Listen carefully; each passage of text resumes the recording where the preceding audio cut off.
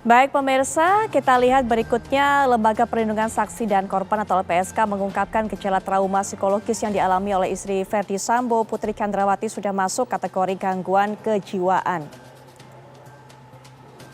Ditemukan potensi resiko keberbahayaan terhadap diri sendiri yang ditandai dengan kondisi psikologis menjadi PTSD atau PTSD tadi yang sudah kami berikan informasinya apa definisinya, disertai kecemasan dan depresi. Itu disampaikan oleh Wakil Ketua LPSK Ibu Susila Ningtyas. Kemudian kita lihat juga ini pasal 44 KUHP. Barang siapa melakukan perbuatan yang tidak dapat dipertanggungjawabkan kepadanya karena jiwanya cacat, dalam pertumbuhan atau terganggu karena penyakit tidak dipidana. Anda juga bisa melihat dan juga membaca berikutnya dari pasal 44 KUHP ini. Nah, mungkin nanti juga bisa dijelaskan oleh Pak Muzakir tentunya pendalaman dari 44 ini orang seperti apa yang kemudian masuk dalam kategori pasal 44 ini Pak Muzakir sehingga kemudian bisa tidak bertanggung jawab karena kondisi kejiwaannya Pak Muzakir. Jadi di dalam pasal 44 KUHP itu ditujukan kepada gangguan sakit namanya sakit jiwa yang kalau dalam bahasa umum disebut orang yang gila ya. Artinya orang yang gila ini orang yang sudah tidak bisa komunikasi dengan pihak luar dirinya ya. Sehingga dengan demikian orang itu memang secara hukum tidak bisa dimintai pertanggungjawaban. Nah, yang harus diketahui publik sekarang itu adalah kapan pertanggungjawaban hukumnya itu, kapan ada hubungan antara pertanggungjawaban hukum itu dengan perbuatan. Jadi harus dibedakan itu. Yang pertama adalah dalam hukum pidana itu seseorang penilaian terhadap kondisi kejiwaan yang dikualifikasi itu tidak dapat dimintai pertanggungjawaban itu apabila dia pada saat melakukan perbuatan pidana itu memang dia mengalami gangguan kejiwaan atau yang disebut sebagai abnormal. Dalam konteks ini adalah yang tidak mungkin dimintai pertanggungjawaban. Kalau bahasanya adalah gila 100% begitu. Tapi bagaimana kalau misalnya orang itu sebelumnya sehat-sehat walafiat ya. Terus kemudian dia melakukan tindak pidana. Pada saat dia melakukan tindak pidana sehat walafiat dan setelah menjadi tindak pidana dan dia mengalami gangguan kejiwaan ya. Jadi ini prinsipnya di dalam hukum pidana. Kalau pada saat dia melakukan perbuatan pidana itu adalah dia dalam posisi sehat dan setelah itu dia mengalami gangguan entah tadi disebut sebagai depresi atau sejenisnya, ya prinsipnya tetap dapat dimintai pertanggungjawaban. Hanya saja pada saat menderita sakit, dia tidak dapat dimintai pertanggungjawaban, ditunggu kesembuhannya. Kalau sudah sembuh, baru kemudian dia akan dimintai pertanggungjawaban. Jadi sebaliknya juga sama, jika suatu saat dia punya penyakit, kambuh, dan kemudian sembuh, dan melakukan tindak pidana, terus kemudian kambuh lagi. Ini sama, prinsipnya pada saat melakukan perbuatan pidana itu bisa dimintai pertanggungjawaban atau tidak. Gitu ya. Jadi kalau setelahnya, itu akan dipertimbangkan kapan dia akan dimintai pertanggungjawaban. Jadi kalau seterusnya ternyata tidak bisa ya, dia tidak bisa dimintai pertanggungjawaban seperti itu. Ya, prinsipnya seperti itu dalam hukum pidana. Sehingga orang itu dengan kualitas gangguan kejiwaan itu diklasifikasi menjadi dua ya. Orang yang pertama adalah tidak mampu bertanggung jawab, ini dari psikiater yang tahu nanti itu. Yang kedua adalah kurang mampu bertanggung jawab karena mengalami gangguan yang tidak serius 100% begitu. Baik. Dan yang ketiga adalah orang yang mampu bertanggung jawab.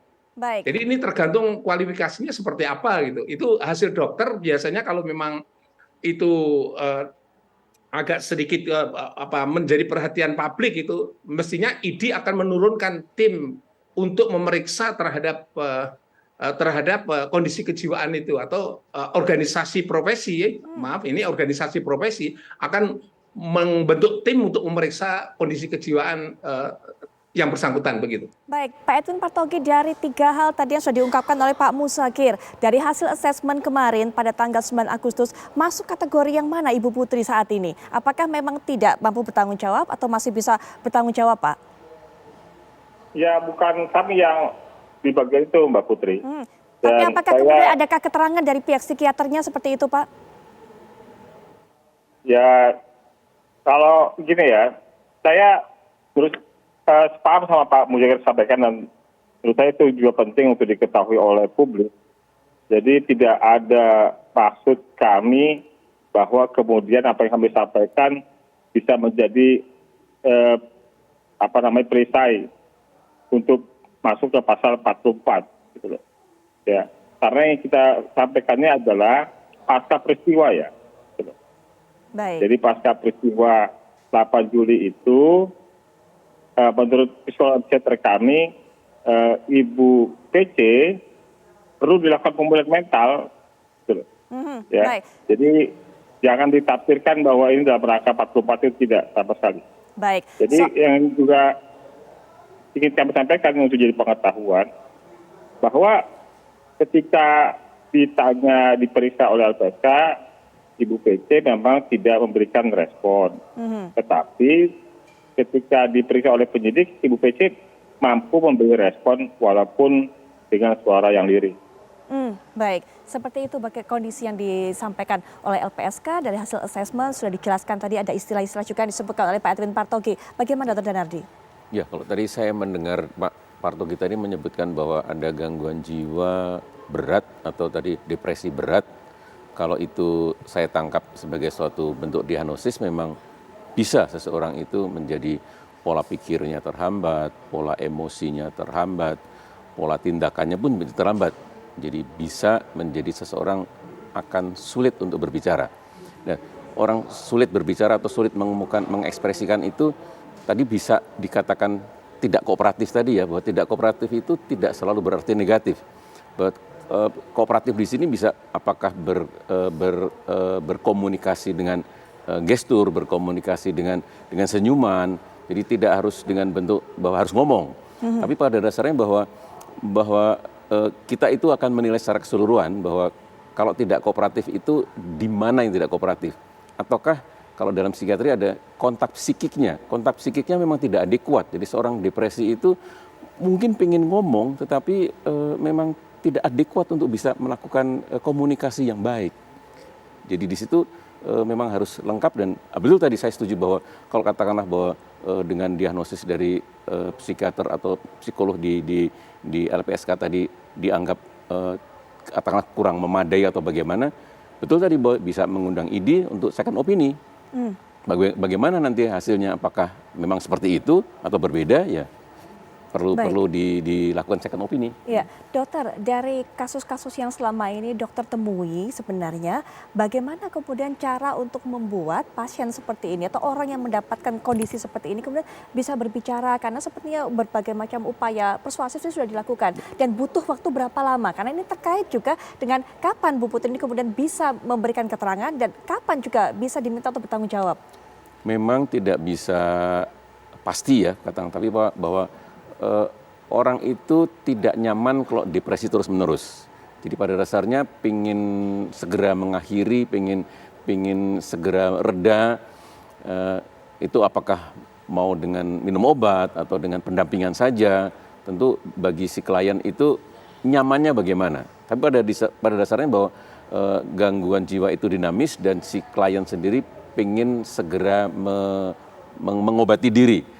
Nah itu apakah bisa 1 bulan, 2 bulan, tapi tadi bahwa spektrum ya, bahwa katakanlah seorang depresi berat itu pun bisa, pola pikirnya sudah mulai terbuka, pola bicaranya sudah mulai terbuka, mulai sikapnya mulai bisa terbuka. Jadi pelan-pelan akan bisa, katakanlah dalam 1 bulan, 2 bulan, berharap bahwa dengan suatu terapi yang tepat itu bisa membuat perubahan seseorang. Baik, Nah salah satu hal yang disarankan oleh LPSK ini adalah rehabilitasi, begitu Pak Edwin Partogi, mungkin bisa dijelaskan lebih lanjut rekomendasi-rekomendasi apa saja yang diberikan oleh LPSK sejauh ini? Ya, kami merekomendasikan agar terhadap Ibu PC ini dilakukan pengobatan psikiatri ya. Dan karena Ibu PC merupakan Ibu Bayangkara, mungkin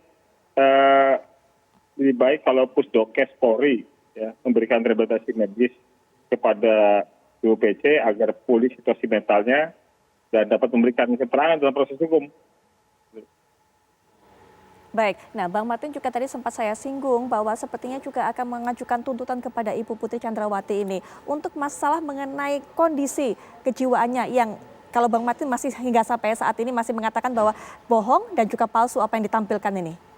Jadi kita ini hidup dengan prinsip ya Mbak Putri. Yang tadi pertama prinsip hidup kita adalah untuk mengasihi sama manusia. Ya. Namun firman Tuhan kami juga memerintahkan agar kami patuh terhadap pemerintah. Yang mana pemerintah ini kalau ditafsirkan berarti peraturan dari pemerintah itu juga harus kita taati. Seperti yang tercantum di Roma pasal 13 ayat 1. Kami sudah memberikan kesempatan Bu Putri untuk meminta maaf supaya ini selesai secara terbuka. Tapi tidak diindahkan. Oleh karena itu kami harus menggunakan hak hukum kami mewakili keluarga agar ada kepastian hukum. Apakah Bu Putri ini depresi sehingga tidak bisa keluar karena memang dirinya sendiri atau ada orang di lingkaran dia yang membuat dia seperti itu? Nah kalau memang ternyata ada orang-orang yang jahat yang sengaja membuat Bu Putri stres yang mungkin nanti bisa stresnya ini akan berdampak menjadi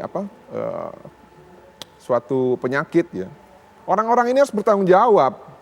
Nah oleh karena itu langkah hukum kami juga ya.